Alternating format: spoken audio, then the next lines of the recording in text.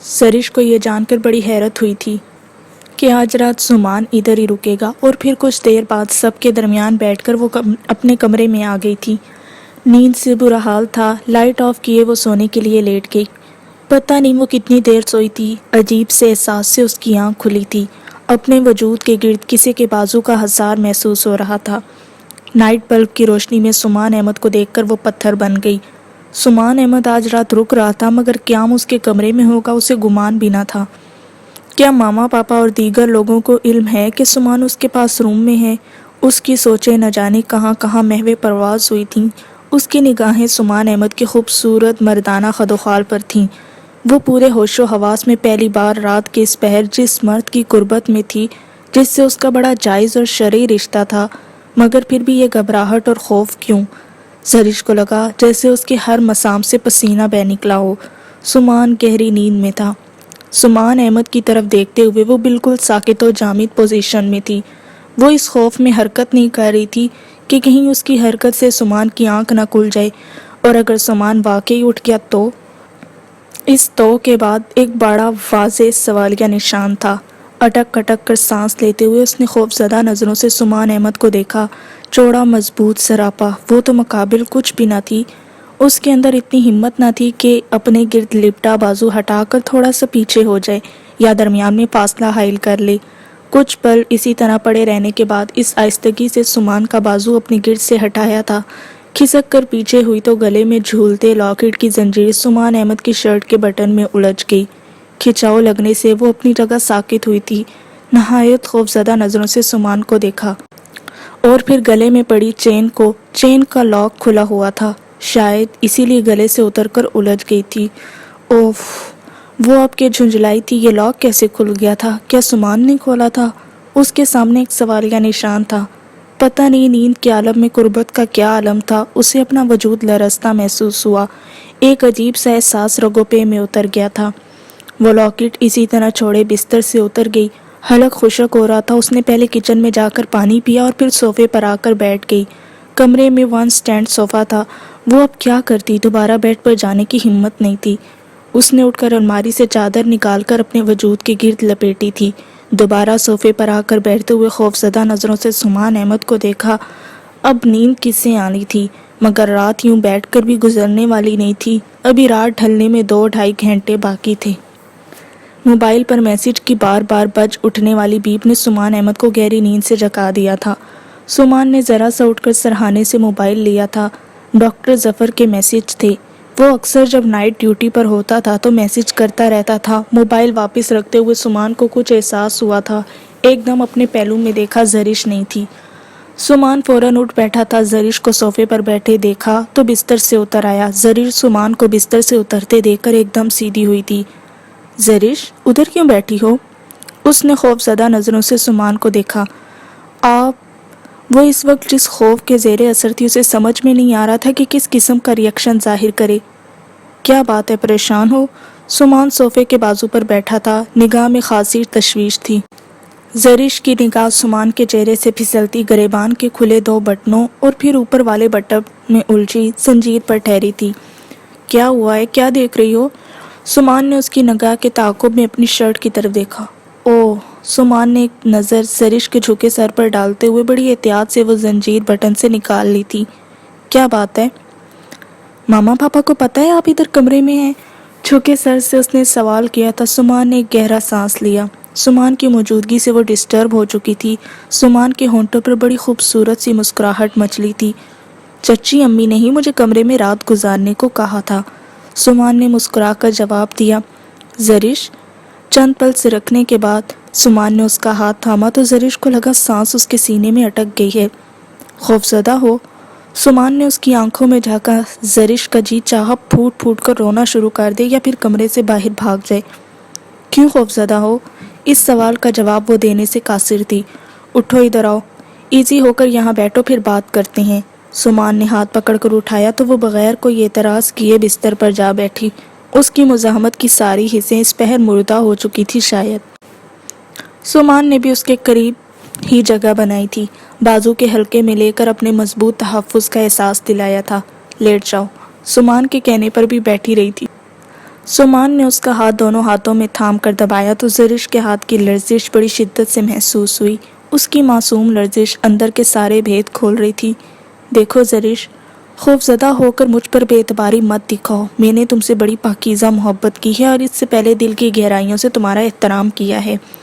میں نے تمہاری نیند سے کوئی فائدہ نہیں اٹھایا، تم میرے سامنے تھی، میں چاہتا تھا تمہیں نیند سے اٹھا لیتا، مگر زرش، جن سے محبت کی جاتی ہے نا، ان کا ہر حال میں احترام کیا جاتا ہے۔ تمہارا گریز میرے سامنے ہے اور میں کوئی کم عمر نوجوان نہیں ہوں جو اس گریز کا مطلب سمجھ نہ پاؤں۔ تمہیں خوف زدہ ہونے کی ضرورت نہیں، کھل کر مجھ پر اعتماد کرو۔ تمہاری اجازت کے بغیر میں اپنا کوئی حق استعمال نہیں کروں گا، کم از کم جب تک تم ایگزامز دے کر فارغ نہیں ہو جاتی۔ ایگزامز کے بعد تمہاری رخصتی کنفرم ہے، ابو اور چچا کے درمیان اس موضوع پر بات ہو چکی ہے۔ ایگزامز کے بعد تمہیں میرے ساتھ اسلام آباد چلنا ہوگا۔ اور رہی مجھ سے خوف زدہ ہونے کی بات، تو میں بھی انسان ہوں، بندہ بشر ہوں، مگر اپنے جذبات پر کنٹرول رکھنا ہی اصل انسانیت ہے۔ جب تک تمہارا ذہن اس رشتے کو خود سے قبول نہیں کرے گا، میں بھی کوئی پیش قدمی نہیں کروں گا۔ بے شک تم میرے ساتھ رخصت ہو کر اسلام آباد چلی جاؤ۔ کچھ سمجھ رہی ہو نا میری بات؟ سمان نے تھوڑا سا جھک کر اس کے چہرے کی طرف دیکھا تو وہ آنسو بہاتی دکھائی تھی۔ سمان سے براہ راست گفتگو نے اسے شرم سے نڈھال کر دیا تھا۔ رات انگلی پر لپٹنے سے لاک کھل گیا تھا۔ تمہاری نیند خراب نہ ہو، میں نے لاک بند نہیں کیا، لاؤ پہنا دوں۔ سمان نے مٹھی میں تھاما لاکٹ اور زنجیر اس کے سامنے کی تھی۔ میں خود ہی پہن لوں گی۔ بڑی دقت سے یہ جملہ ادا کیا تھا۔ میں پہنا دوں گا، اتنا تو حق دو نا۔ اس نے سمان کو دیکھ کر سر جھکا لیا تھا۔ اس وقت اسے لگ رہا تھا کہ وہ انکار کرنے کی بھی ہمت کھو چکی ہے۔ ان لمحوں میں سمان کی موجودگی، اس کی قربت، ہاتھ کا لمس، آواز کا ریتھم، سب ایسا تھا کہ حواس کھو رہی تھی۔ وہ مکمل طور پر سمان کے سحر میں جکڑی گئی تھی۔ سمان احمد نے لاکٹ اس کی گردن میں پہنا دیا تھا۔ اسے بے اعتمادی مت سمجھ لینا، اسے میری محبت بھی کہہ سکتی ہو۔ تم اگر میری محبت کی انتہا دیکھو تو شاید اپنے ہونے پر فخر کرو۔ سمان احمد کا خمار آلود لہجہ، وہ تو پانی پانی ہو رہی تھی، پتھر پگھل رہا تھا، چوٹ سیدھی دل پر لگی تھی۔ آہستہ آہستہ، دل میں جتنے بھی گلے ہیں، شکوے ہیں، آج رات قدرت نے تمہیں موقع دیا ہے، کہہ دو، سب آنسو بہا دو۔ میرا سینہ اتنا کشادہ ہے کہ جو صرف تمہارے گلے شکووں کو اپنے اندر ہی نہیں اتارے گا، بلکہ تمہارے ان قیمتی آنسوؤں کو بھی سمیٹ لے گا۔ سمان کی اس محبت بھرے لہجے پر وہ رو دی تو سمان نے دھیمے لب و لہجے میں کہتے اس کے وجود کو کانچ کی مانند اپنے بازوؤں میں سمیٹ لیا تھا۔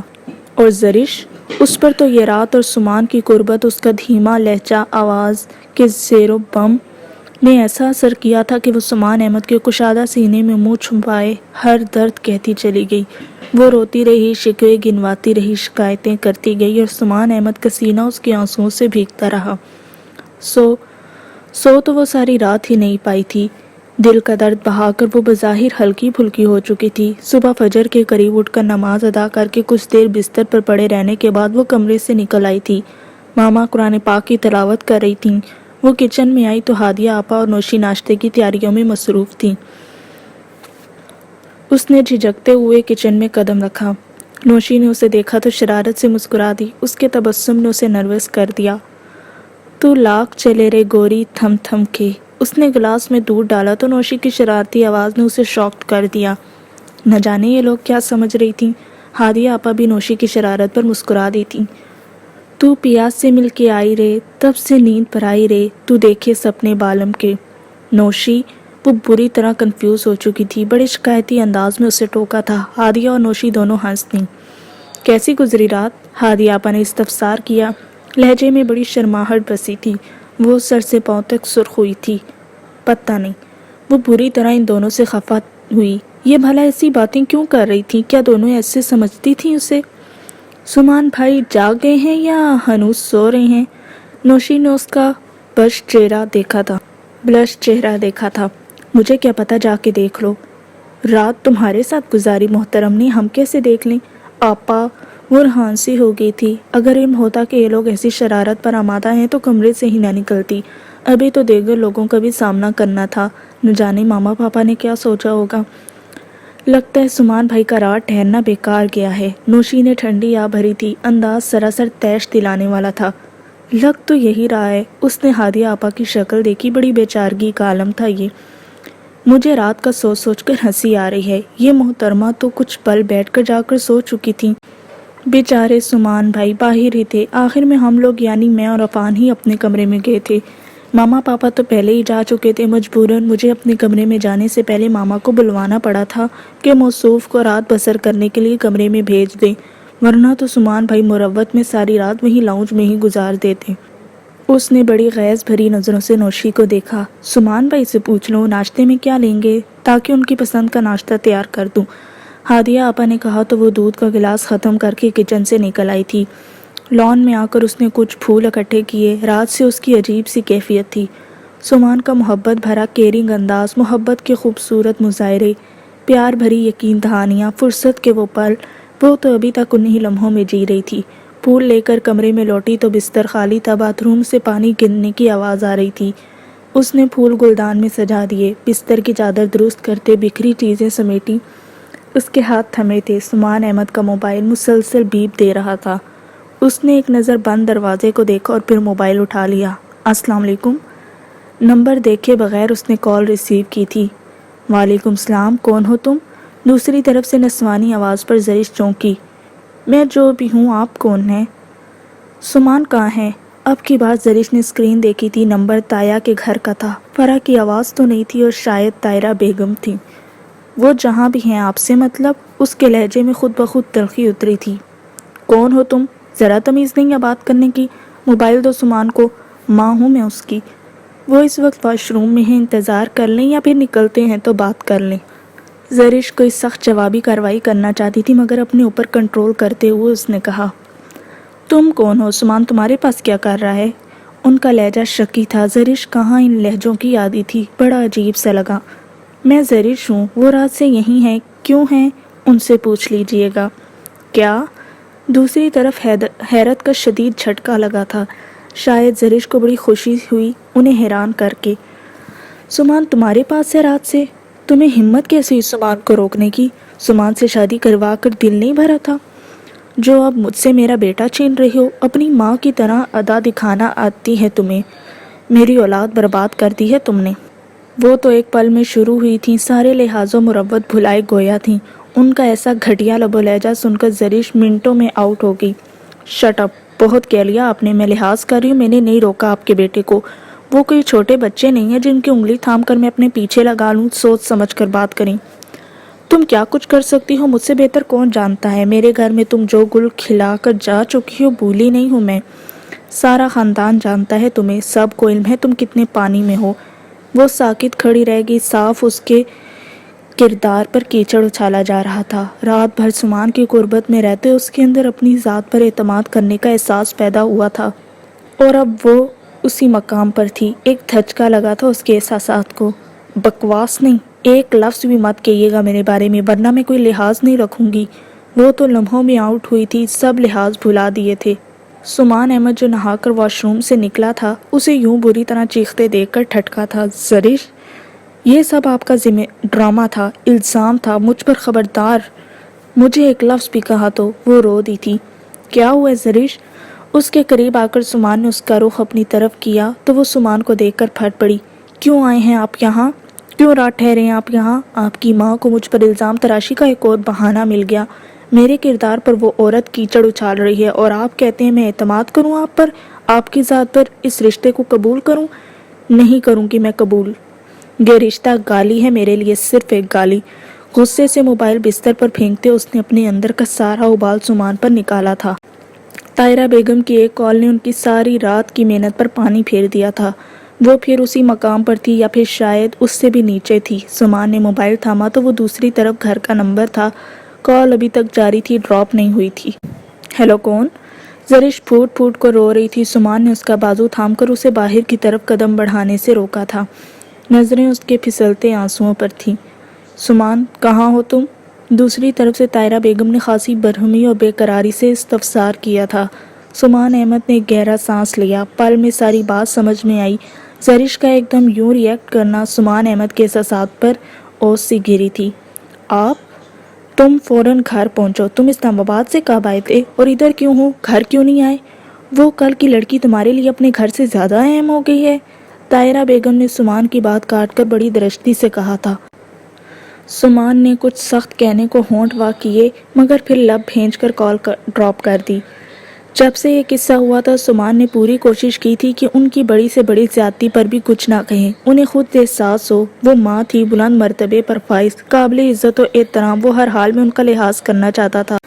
وہ نہیں چاہتا تھا کہ اس سے ان کے حق میں کوئی گستاخی ہو جائے۔ اور اب ان کا رویہ، آپ چلے جائیں یہاں سے۔ زرش نے تنفر سے اپنا بازو چھڑایا تھا۔ زرش، سمان نے پکارا تو وہ پھٹ پڑی۔ نام نہ لے میرا، کوئی تعلق نہیں ہے میرا آپ سے۔ آپ میرے لیے صرف ایک الزام ہے، صرف اور صرف ایک الزام۔ آپ کے سب دعوے جھوٹے ہیں، صرف دھوکہ ہیں۔ آپ نہیں دے سکتے آپ مجھے عزت کی زندگی۔ آپ تو اپنی ماں کو ان کی غلطی باور نہیں کروا سکتے۔ آپ سے میں کیا امید رکھوں؟ رات میں سمجھتی تھی کہ آپ پر اعتماد کر کے میں پھر سے سر اٹھا کر جی سکتی ہوں، مگر اب نہیں۔ میں آپ کے کسی جھوٹ پر یقین نہیں کروں گی۔ جائیں، چلے جائیں اپنی ماں کے پاس۔ میں آپ سے منسلک ہر رشتے، ہر تعلق کو رد کرتی ہوں۔ سنا ہے آپ نے؟ حمید چچا نے نویرہ کی بہتری کے لیے جو اقدامات کیے تھے ان میں آنے والے دنوں میں رضا اور رمشا کی باقاعدگی منگنی تھی۔ رضا مسلسل انکاری تھا مگر انہوں نے اس کی کوئی بات نہیں سنی تھی۔ منگنی خاصے وسیع پیمانے پر کی گئی تھی۔ دوست احباب کے علاوہ سب رشتہ دار مدعو تھے۔ منگنی والے دن نویرہ نہیں گئی تھی، شارق تو پہلے ہی نہیں جانے والا تھا، صرف واجدہ بیگم ہی گئی تھی۔ اس کے بعد بڑی تیزی سے گزرنے لگے تھے۔ نویرہ تو دوبارہ اس گھر میں آ چکی تھی مگر اس کے اور شارق زمان کے درمیان حائل خلیج کم ہونے کے بجائے بڑھتی ہی چلی گئی۔ اس رات کے بعد شارق زمان اگر اس کی طرف نہیں بڑھا تھا تو اس نے بھی پرواہ نہیں کی تھی۔ اگر اماں کی طرف سے اس کے دل میں بال نہ آ چکا ہوتا تو وہ شاید اس گھر میں اب کبھی نہ ٹھہرتی، مگر اس تجربے نے بھی یہ سبق سکھایا تھا کہ حق پر ہونے کے باوجود کیا کچھ نہیں سہنا پڑتا، اور اگر مقابل مرد ہو تو عورت کو اپنی ہستی تک قربانی دینا پڑتی ہے، اپنا آپ مار کر اپنی انا کو سرنگوں کرنا پڑتا ہے۔ نویرہ نے سوچ لیا تھا وہ سب کچھ اب برداشت کرے گی مگر اس مرد کے سامنے اپنی انا کو گرنے نہیں دے گی۔ وہ شارق زمان کو احساس دلائے گی کہ وہ غلط تھا اور جو کچھ بھی کر چکا ہے سراسر زیادتی تھی، ایک ظلم تھا، چاہے اس عمل میں اسے اپنی سطح سے نیچے آنا پڑے۔ اس ایک مرد کو سبق سکھانے کو وہ سب کچھ طے کیے ہوئے تھی۔ واجدہ بیگم کے سامنے ساری بات تھی۔ انہوں نے نویرہ کو سمجھانا چاہا تو نویرہ نے دو ٹوک انداز میں ان کی بات کاٹ دی۔ اماں، مجھے کسی بات کے لیے مجبور نہ کریں۔ ظالم کو اس کے ظلم کا احساس نہ دلانے والا بھی ظالم ہی ہوتا ہے۔ آپ اگر یہ چاہتی ہیں کہ میں اس گھر میں رہوں تو مجھے مجبور مت کریں، میں بد کردار نہیں ہوں۔ میرا رضا سے کسی بھی قسم کا کوئی تعلق نہیں تھا سوائے رشتہ داری کے، مگر اس شخص نے مجھے میری اپنی ہی نظروں میں گرا دیا، مگر مجھ سے کوئی بھی امید مت رکھیں۔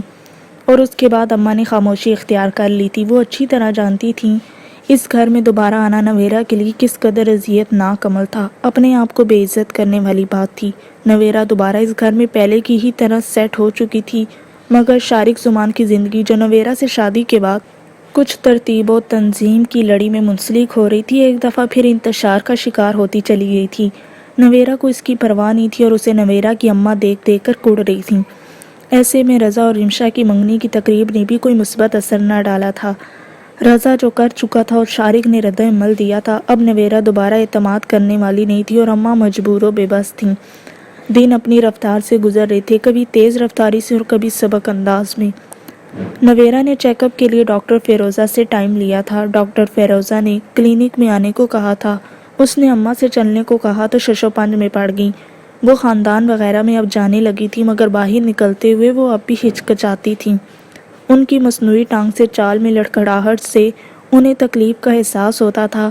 چلنے پھرنے کا کام وہ صرف اتنا کر لیتی تھیں کہ ایک کمرے سے اٹھ کر دوسرے کمرے میں چلی گئیں، اپنے گھر میں گھوم پھر لیا یا کسی عزیز کے ہاں انتہائی ضرورت کے تحت ہو آئیں۔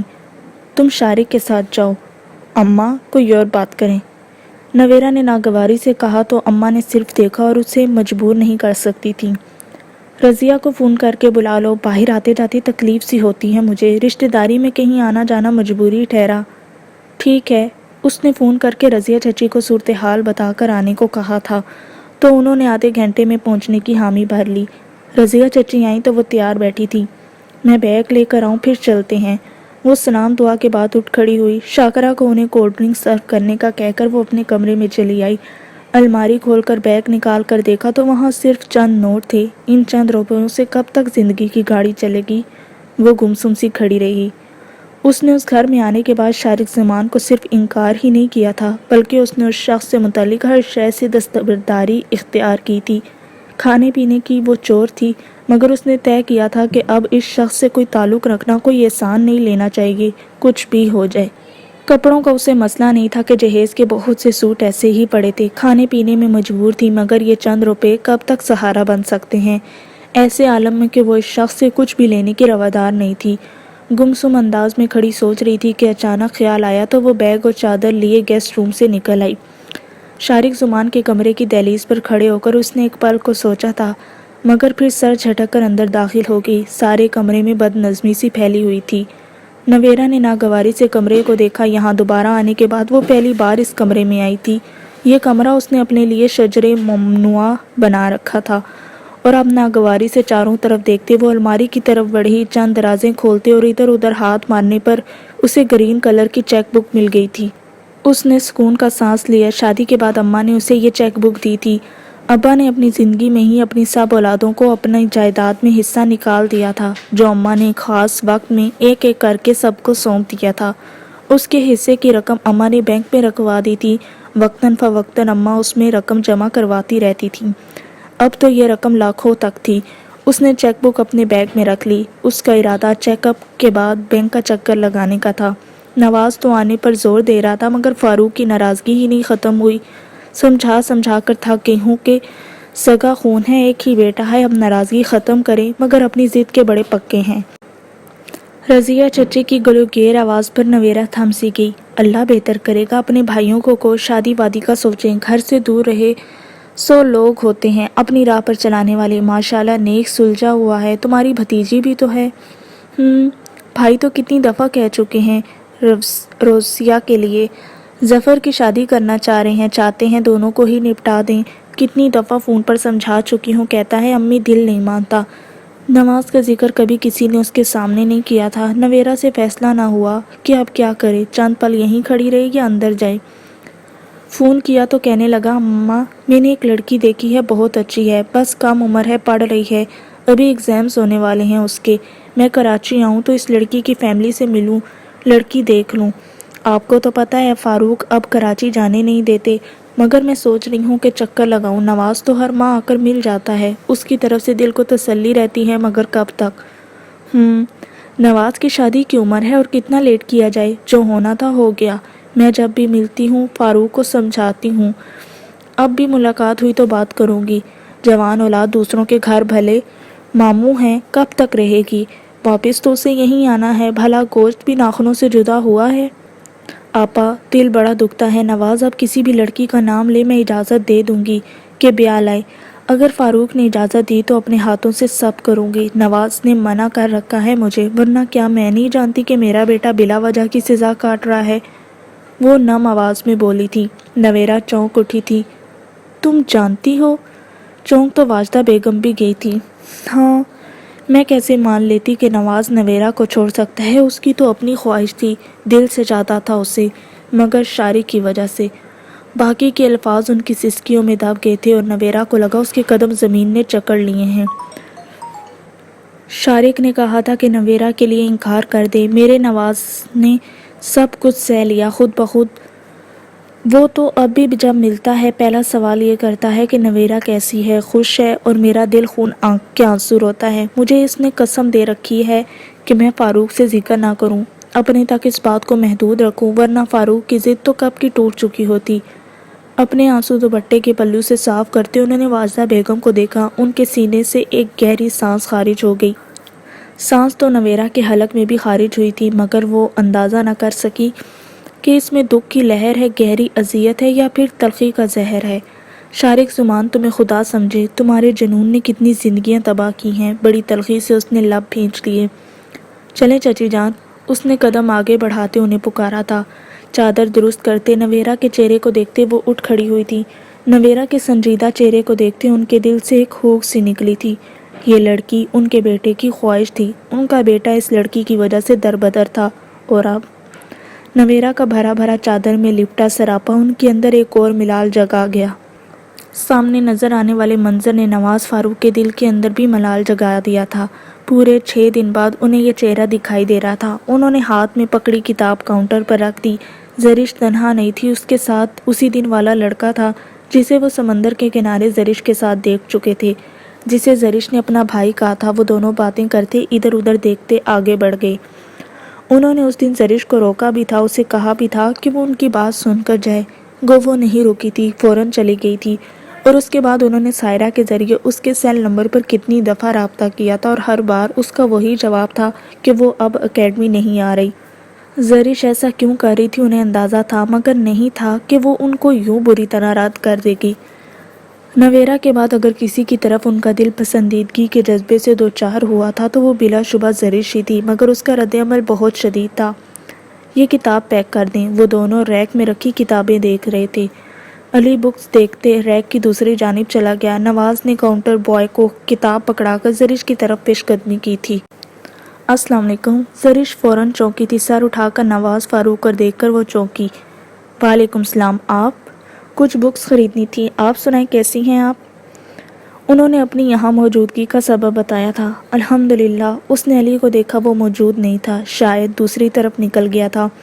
آج علی کے ساتھ وہ نوشی کے ہاں گئی تھی۔ واپسی پر علی کو کچھ بکس اور جنرلز خریدنے تھے، سو وہ یہاں آئے تھے۔ اکیڈمی کیوں نہیں آ رہی؟ جس کی اسے توقع تھی وہی سوال کیا گیا۔ میں ضرورت نہیں سمجھتی، میں گھر رہ کر بہت اچھی تیاری کر رہی ہوں۔ زرش کے اندر میں ہلکا سا اعتماد تھا۔ پورے اعتماد انداز میں نواز فاروق کو دیکھتے ہوئے اس نے جواب دیا تھا، مجھے آپ سے بات کرنی ہے۔ اس دن بھی آپ میری کوئی بات سنے بغیر چلی گئی تھیں۔ اس وقت اگر آپ مجھے کچھ وقت دیں تو… سوری، مجھے آپ کی کوئی بات نہیں سننی۔ وہ کچھ تلخی سے گویا ہوئی۔ کیوں؟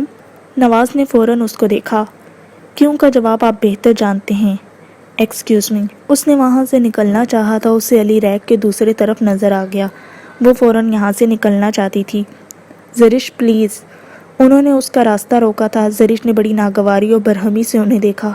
سوری، مگر میری بات سن لیں۔ کہنے کو میں یہ بات سائرہ کے ذریعے بھی آپ تک پہنچا سکتا ہوں، اور آپ کا سیل نمبر سائرہ سے لینا میرے لیے کوئی مشکل بات نہیں۔ انہوں نے فوراً معذرت کرتے ہوئے اسے کہا۔ زرش ناگواری سے دیکھی گئی۔ مجھے آپ سے بات کرنی ہے، بہت سیریس بات ہے، مگر مجھے لگتا ہے آپ مجھے کبھی موقع نہیں دیں گی، اس لیے میں آپ کو ڈائریکٹ پرپوز کرتا ہوں۔ شادی کریں گی مجھ سے؟ زرش کو لگا بک شاپ کی چھت اس کے سر پر آ گری ہے۔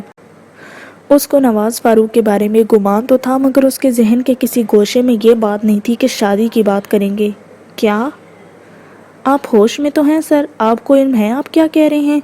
انکشاف ایسا تھا کہ وہ ششدر رہ گئی تھی، اور پھر جب سنبھلی تو سر نواز فاروق پر الٹ پڑی تھی۔ میں نے اتنی نازیبا بات نہیں کی، بجائے اس کے کہ میں اپنا اور آپ کا قیمتی وقت ضائع کروں، سیدھے صباؤ اپنا پرپوزل دے رہا ہوں۔ اگر آپ کی رضامندی ہوئی تو بات آپ کے بڑوں تک پہنچا دوں گا۔ وہی ٹھہرا پرسکون لہجہ جو نواز فاروق کی شخصیت کا خاصہ تھا۔ زرش کے اندر ابال اتر آیا۔ ایم سوری سر، مگر آپ کو بتا دینا میں ضروری سمجھتی ہوں کہ میں شادی شدہ ہوں، غیر شادی شدہ نہیں۔ اب کے زلزلوں کی ضد میں آنے والی ذات نواز فاروق کی تھی۔ تحیر سے زرش کے طنزیہ چہرے کے تاثرات دیکھے، ایک پل کو یوں لگا ان کے اعصاب پر کوئی بم سا پھٹا ہو۔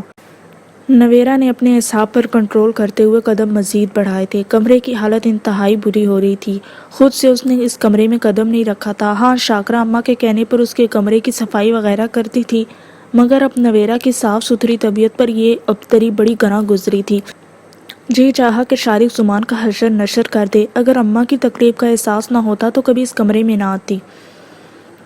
اس شخص سے اتنی نفرت ہو چکی تھی کہ وہ اس کی کسی چیز کو بھی ہاتھ لگانے کی روادار نہ تھی۔ جی تو چاہا کہ بغیر ایک منٹ ضائع کیے واپس پلٹ جائے، مگر پھر اماں کی نظروں کی عاجزی یاد آ گئی۔ اماں اسے مجبور نہیں کرتی تھی، مگر وہ اماں کی تکلیف کا احساس کرنے پر تلی ہوئی تھی۔ شارق زمان کمرے میں لوٹا تو وہ کمرے کے عین وسط میں ہر چیز کو بڑی ناگواری سے دیکھ رہی تھی۔ اماں نے مجھے بھیجا ہے، کیا چاہیے تھا؟ وہ بولی تو لگا انگارے چبا رکھے ہیں۔ شارق نے اسے استہزائیہ نظروں سے دیکھا۔ اماں کا نام تو یوں ہی بدنام کر رہی ہو، پہلے اس گھر میں دوبارہ آنے پر اور اب کمرے میں۔ انداز ایسا تضحیک آمیز تھا، اوپر سے شارق زمان کی بے باک چبھتی نگاہیں۔ نویرہ تو پورے وجود سمیت سلگ اٹھی۔ Shut up, you shut up. Shariq زمان اس سے زیادہ غصے میں دھاڑا تھا۔ تمہارا خیال ہے میں تمہارے لیے مر رہا ہوں؟ تم نے جتنا مجھے ذلیل کرنا تھا کر چکی ہو. تم جیسی عورتیں ایسی ہی ہوتی ہیں، نیک نامی کا چولا پہن کر دوسروں کو ورغلانے والی، بظاہر پاک باز مومنہ کا روپ دھارے. شٹ اپ، آئی سے شٹ اپ. شارق زمان کے اس درجہ گھٹیا جملوں پر وہ ایک دم اشتعال میں آ گئی تھی. میں جو بھی ہوں تم سے بہتر ہوں، تم جیسے گھٹیا بےحس انسان سے بہتر ہوں. جس کے دل میں کھوٹ ہو اسے خوف محسوس ہوتا ہے باز پرس کا. مجھے کوئی خوف نہیں. تم 10 لوگوں کو اکٹھا کر لو، مجھے تب بھی خوف نہیں. تمہارے گھر میں واپس آنا میری مجبوری ہے، مگر تم سے میرا کوئی تعلق نہیں. تم مجھے بھلے کچھ بھی سمجھو، آوارہ، بد کردار، کچھ بھی، میری بلا سے. یہ تمہارے گھٹیا ذہن کا صرف گھٹیا پن ہے جو اندر سے کھوکھلے بے نام و نشان ہوں وہ یوں ہی اوروں پر کیچڑ اچھالتے ہیں. بکواس نہیں کرو. شارق زمان کی چھنگاڑ نے نویرا کو خاموش کر دیا تھا. خبردار، تم نے مجھے ایسا کوئی تانا دیا تو. اس نے بپرے انداز میں اس کی طرف قدم بڑھائے. دوں گی تانا، 1000 بار دوں گی، مجھے کوئی مصلحت نہیں. تم بے نام و نشان انسان جس کی اپنی ماں کی کوئی اصلیت نہیں، وہ کیسے مجھے بد کردار ثابت کر سکتا ہے؟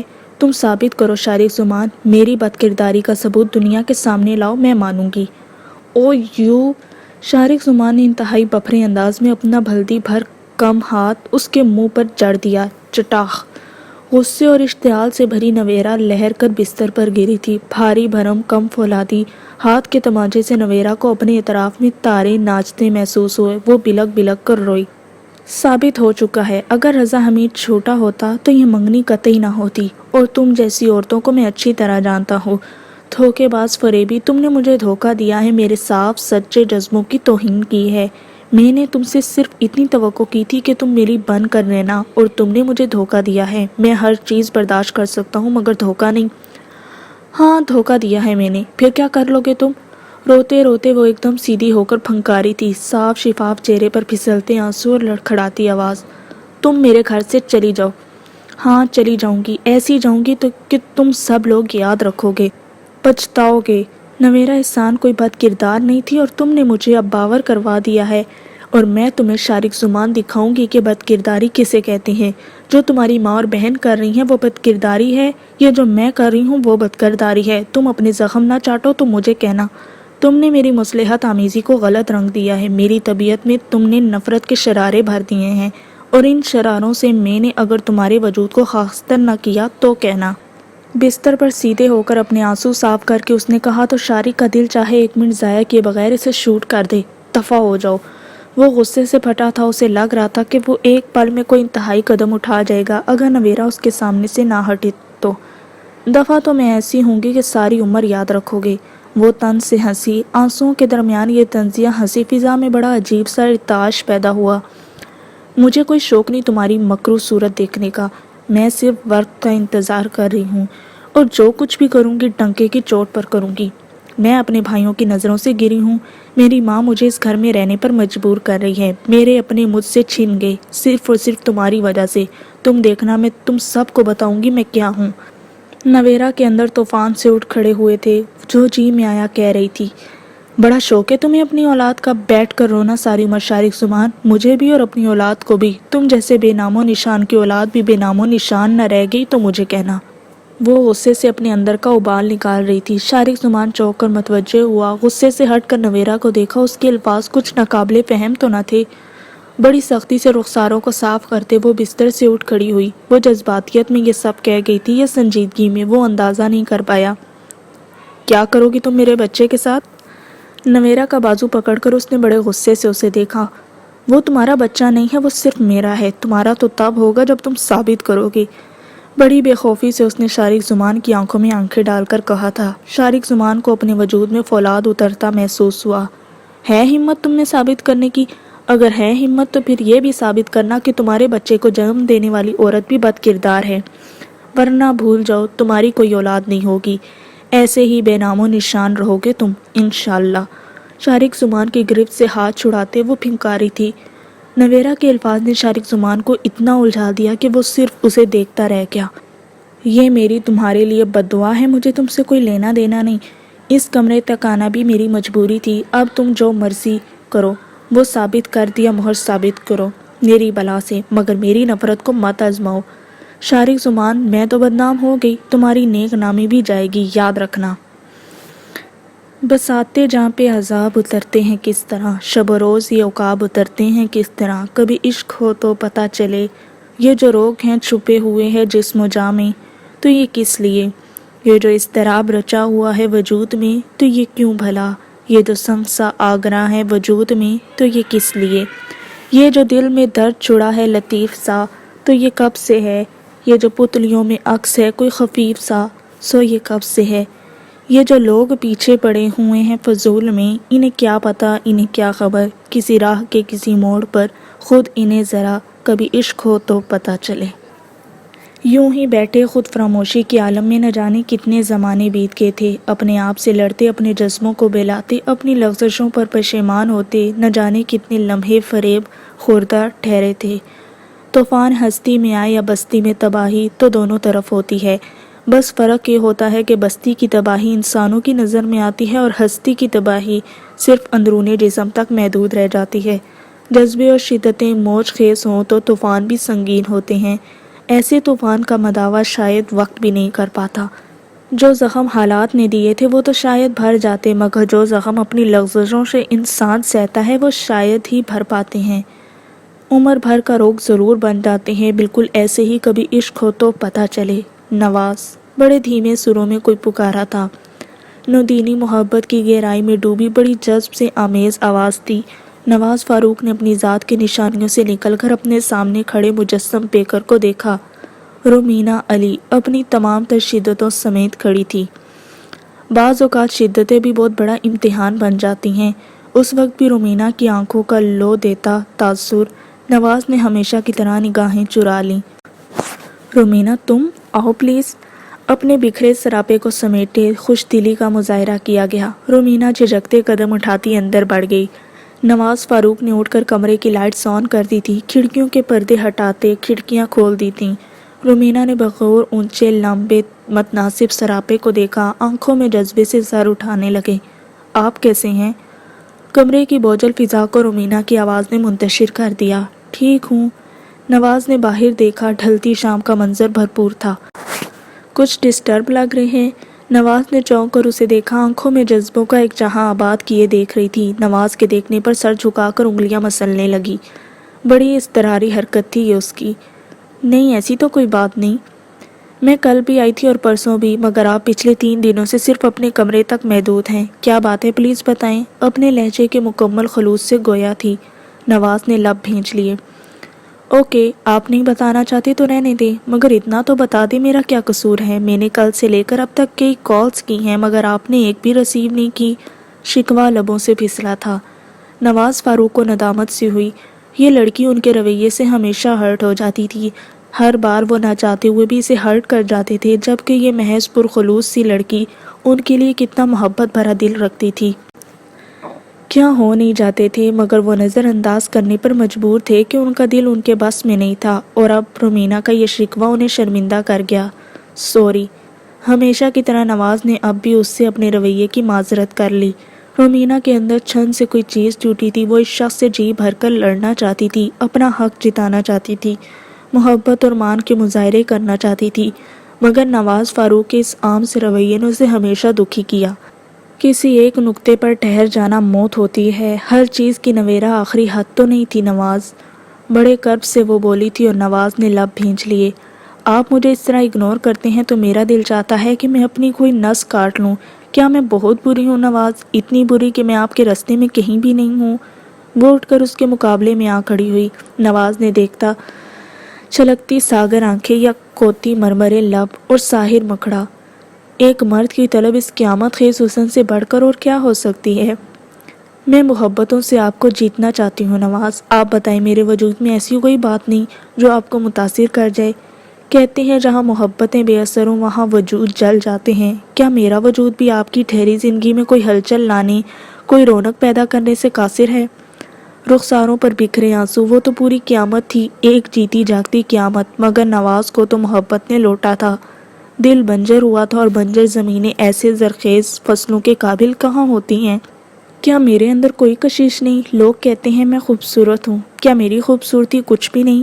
آپ کیوں ڈسٹرب ہیں مجھے علم نہیں، مگر مجھے لگ رہا ہے کہ جیسے میرا وجود آگ میں جل رہا ہے۔ محبت بڑی آزمائش ہوتی ہے، آپ تو خود محبت کر چکے ہیں، پھر دوسروں کو کیوں آزمائش میں ڈالے ہوئے ہیں؟ بولیں، جواب تو دیں۔ نواز کو اپنا وجود سناٹوں کی ضد میں آتا محسوس ہوا۔ وہ یوں براہ راست کٹہرے میں گھسیٹ لے گئی، اندازہ نہ تھا ان کی ذات تو پہلے ہی عذاب میں تھی اور اب نئی اور آزمائش۔ رومینہ، انہوں نے اس کے شکوے پر ٹوکا تھا۔ نواز پلیز مجھے اس انتظار سے نکال دیں، مر رہی ہوں میں۔ بھلے محبت نہ دے مگر میری محبت کو تو قبول کریں، مجھے یوں مت دھتکاریں، میں اپنی نظروں میں ہی گرنے لگی ہوں۔ نواز کو اپنا آپ مجرم محسوس ہوا۔ آج سے پہلے رومینہ کی صرف آنکھیں بولتی تھی اور آج اس کی زبان محو کلام تھی، اور نواز کو اپنا آپ گہرے طوفان کی ضد میں آتا محسوس ہو رہا تھا۔ تمہیں علم تو ہے، تم ہی وہ واحد ہستی ہو جس سے امی کے بعد میں نے اپنے دل کی کیفیت بتائی ہے۔ رومینہ، میں تمہاری بہت عزت کرتا ہوں، بہت زیادہ۔ میں تمہاری محبت کے قابل نہیں ہوں، مجھ پر اپنے جذبات کا اتنا بوجھ مت ڈالو، میں پہلے ہی بہت خستہ حال ہوں۔ میں کبھی بھی تمہارے ساتھ انصاف نہیں کر پاؤں گا۔ وہ آخر رومینہ کے جذبوں کے سامنے ہار ماننے پر مجبور ہو گئے تھے۔ بڑی بے چارگی تھی لہجے میں، بڑا اضطراب تھا آواز میں۔ مجھے آپ سے کچھ نہیں چاہیے نواز، آپ میرے سگے پھوپھی زاد ہیں، بڑا گہرا تعلق ہے ہمارا، مگر یہ دل صرف اسی تعلق پر انکساری کا اظہار نہیں کر پا رہا۔ آپ کو کسی سے تو شادی کرنا ہی ہے نا، تو پھر اس کسی میں کیوں نہیں ہو سکتی؟ رومینہ، انہوں نے بڑے کرب سے اس کی ساحر آنکھوں میں جھانکا تھا۔ وہ تو ابھی تک زرش کی طرف سے ہونے والے انکشاف پر ششدر تھے اور یہ نیا طوفان اٹھایا تھا۔ پلیز سوچئے گا ضرور، ماما پاپا آج کل بہت پرشوق ہو رہے ہیں، میں کہیں اور نہیں جانا چاہتی، مجھے آپ سے یہی بات کرنی تھی۔ میں بہت پہلے کر لیتی مگر پرسوں میرے لیے آنے والے پرپوزل نے مجھے یہ قدم اٹھانے پر مجبور کر دیا ہے۔ مجھے غلط نہیں سمجھیے گا، پلیز پھوپھو سے ضرور بات کیجیے گا۔ نواز نے لب بھینچ لیے۔ میں بہت ڈسٹرب ہو کر آپ سے یہ کہہ رہی ہوں، ورنہ کبھی یہ قدم نہ اٹھاتی۔ مجھے غلط نہیں سمجھیے گا مگر ایک بات کہوں گی۔ سیانے کہتے ہیں اگر محبت آپ سے چھن جائے تو اسے اپنا لو جو آپ سے محبت کرتا ہے۔ آپ کو زندگی سے محبت ہو جائے گی، اور اگر ایک بار زندگی سے محبت ہو جائے تو پھر محبت دل میں گھر کر لیتی ہے۔ وہ اپنی بات مکمل کر کے آہستگی سے کمرے سے نکل گئی تھی اور نواز فاروق ششدر کھڑا رہ گیا۔